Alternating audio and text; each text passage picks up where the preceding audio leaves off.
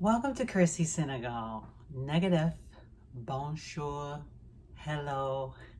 I just want to share some thoughts about what's been going on in my head regarding our relocation to Senegal. In past videos, I spoke quite a bit about this very strong desire to find property to build a house very close to Senegal's coastline, to, of course, be on the beach, to be able to look out my window at the beauty of the ocean, to experience the serenity of nature. Well, as I do my research, I've discovered that there are at least two reasons why locating on the beach may not be the best idea.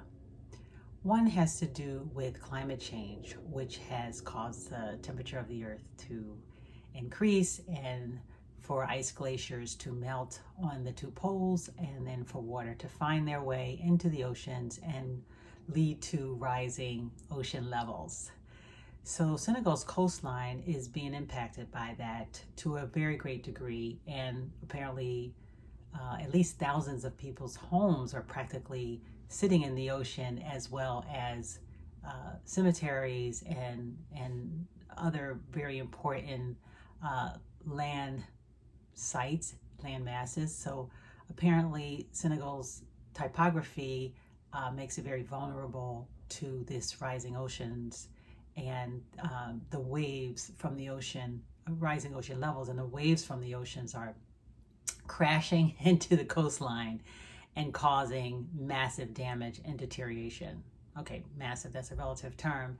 In any case, it looks to me like it could eventually make its way inland to continue to threaten homes at an increasing rate. So I think that, it's something that certainly gives me some reason for pause.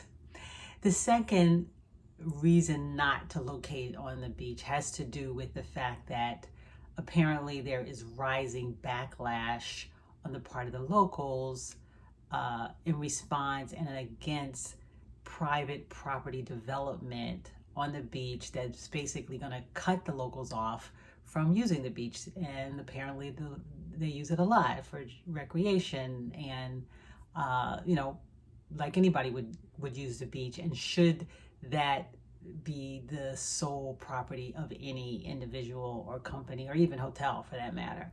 So I would not want to be a part of that conflict in any way.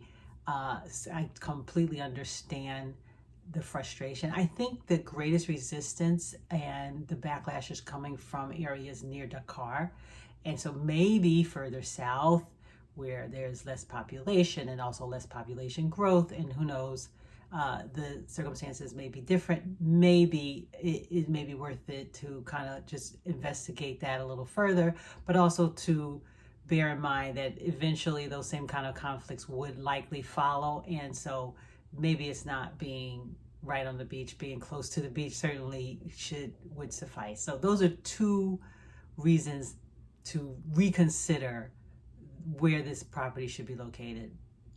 A second thing that has happened is that both my husband and I have been talking to home builders in Senegal. And I actually had a great conversation with one recently. His name is Andrew Gilboy. He has a website. He is a partner. He's an American, and he's been living in Senegal for over 52 years. And so he has a Senegalese partner, and the two of them have created this, seems like, relatively small company, and they've been building homes for the past 20 years. So it was a delight for me to meet someone to speak to in English, because that's the only language that I know, and to really be able to have a thorough and comprehensive look at what building a home might look like.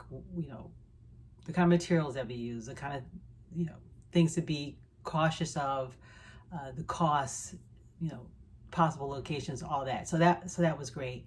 My husband is also speaking to builders who are Senegalese, and instead of serving as a translator at this point, for me, he's having these conversations separately for me, but we will certainly, we share our notes and try and figure out what's the best approach. So I guess the biggest news is, thinking more about locating someplace not on the coastline, and exploring the various options there are in terms of locating, actually using and hiring builders to build in Senegal. So that's all for now. See you in the next video.